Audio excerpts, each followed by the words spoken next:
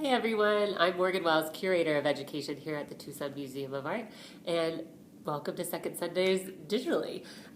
Today we're going to do an activity. It's called a watercolor resist. We're going to be using watercolor paper, or if you don't have watercolor paper at home, you can find it at a local craft store. Feel free, if you want to purchase, you can. But if you just have a thicker stock, cardstock or painting paper of some sort, that will work just as well. We just need a thicker piece of paper because we're using watercolor, and water can make the paper kind of disintegrate and fall apart if it's too thin. So printer paper is not ideal. However, you could try it if you want, but it's not ideal.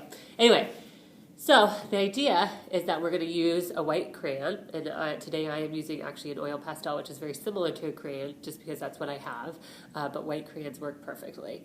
And this is a great activity for all ages because you can do anything you want. You can provide as much detail as you'd like or as little as you want. If you have a child at home learning to read and write, a hidden message could be fun.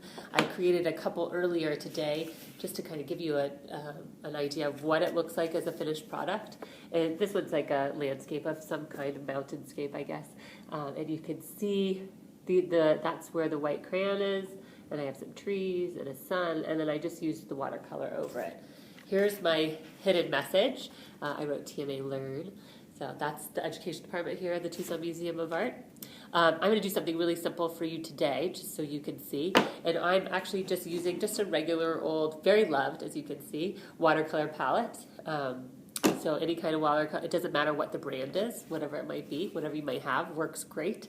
I always have a cup of water. I'm using my recycled yogurt cup here, and then also a paper towel just to kind of blot my brush if I have too much water or I need to switch colors or something like that. And so I'm just going to do a very simple design just so you can kind of see. When you're making the line, make sure you kind of press hard enough to make kind of a line. And I'm just going to do a pattern just so you guys can see what I'm doing. Don't press too hard because you can break your crayon, but hard enough where, and actually I think you could kind of probably maybe see it. You can kind of see a little bit of the sheen of the oil pastel that's being left on my paper. So, and then with your watercolor brush, make sure it's wet because your colors will not work unless you have water. And you can use as little water or as much as you want, depending on the darkness in your color that you want.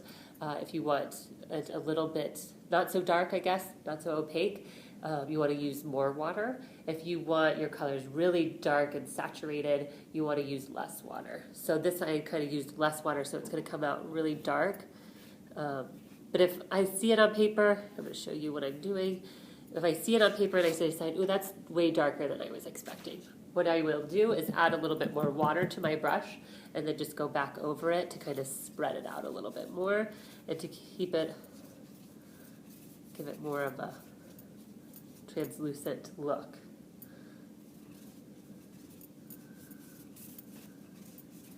As you can see here. So I'm going to switch my color, so I'll blot my brush, but I want to add more water, of course. I'm going to use just a blue, just to show you guys how it works.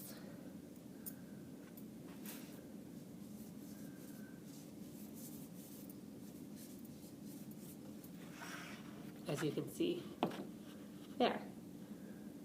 So, yeah. So have fun with it. Create whatever you like, whatever inspires you. You can even use dark lines to kind of maybe give yourself some guidance while you're creating, and then create something within whatever that might be using your white crayon. So share us what you create. We'd love to see it. Tag us on Facebook or Instagram, and we will love to check it out. We sure miss having you around on Second SundAZe. Hopefully in the new year we'll be seeing you here again soon. We are open currently, but not for programming. So feel free to come visit the galleries, but hopefully we'll see you soon in person creating art. Also, I'd like to thank the Stonewall Foundation for their generous support for Second SundAZe. And yeah, we hope to see you guys soon. Stay safe out there.